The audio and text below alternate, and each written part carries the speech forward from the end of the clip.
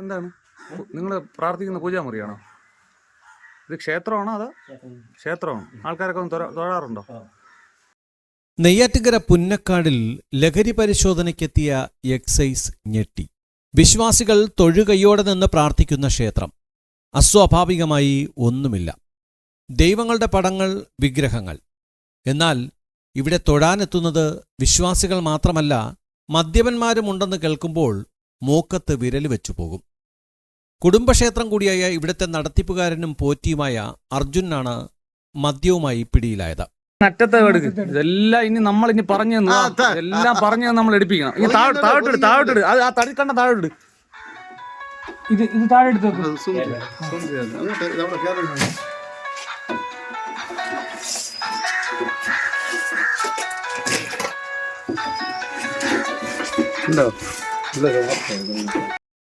ദൈവങ്ങളുടെ പടങ്ങളുടെ അടിയിൽ രഹസ്യ അറയിൽ നിന്ന് കുപ്പികൾ ഒന്നൊന്നായി പൊങ്ങി വന്നു.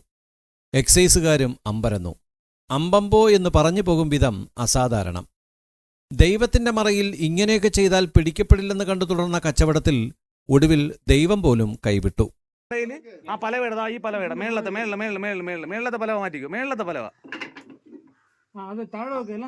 ആ മേളത്തെ പലവേട ഇടയിൽ ഇവിടെ എനിക്ക് കാണാനില്ല. എന്നെ കേട്ടില്ല. ആ ഇടയിൽ, അതിന്റെ ഇടയിൽ ആ ഫോട്ടോ എടുക്ക് മേളിൽ ആ ഫോട്ടോ എടുക്ക്. ഫോട്ടോ ഞാൻ ഇവിടെ നിന്ന് കണ്ടതുകൊണ്ടാണ് പറഞ്ഞത്. അതെടുക്കിങ്ങി അതിന്റെ ആ ഫോട്ടോയുടെ പിറകിലിരിക്കുന്ന കുപ്പികളെല്ലാം കാണാം.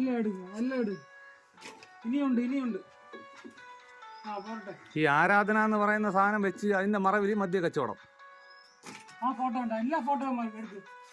ഇയാളെ തേടി വിശ്വാസികൾക്കൊപ്പം മദ്യപാനികളും എത്തുന്നു എന്ന രഹസ്യവിവരത്തിന്റെ അടിസ്ഥാനത്തിൽ എക്സൈസ് പരിശോധനയിലാണ് അർജുനൻ പിടിയിലാകുന്നത്.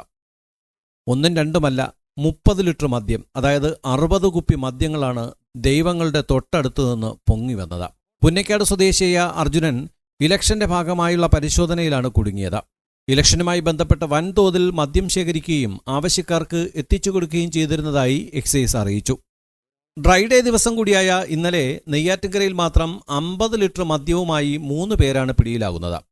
പരിശോധനയിൽ excise inspector AK Ajaykumar, preventive officer SM Arunkumar, preventive ഓഫീസർമാർ എന്നിവർ പങ്കെടുത്തു.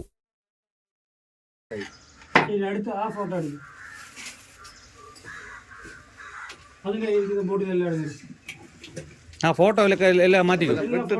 അവസ്ഥ